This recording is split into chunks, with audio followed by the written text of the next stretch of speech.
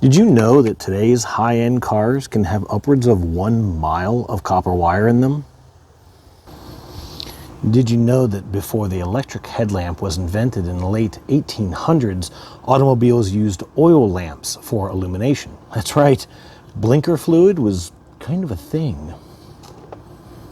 And did you know that in the 2 to 4 player game Kraftwagen, players can develop, build, race, and sell cars in early 1900s Europe?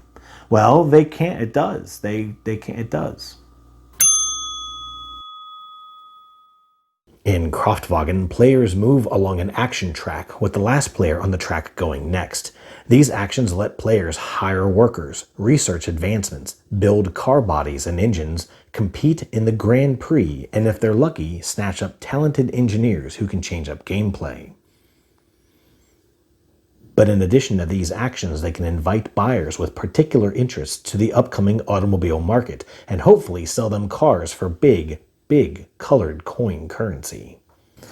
I mean, don't these things look familiar to you?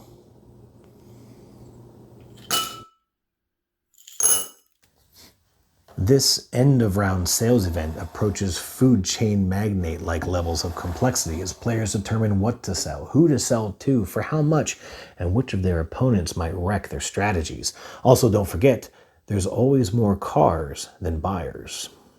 Do you have the gusto to gut your industry competitors? Well, luckily, despite being 5 years old, Kraftwagen is still fairly easy to come by.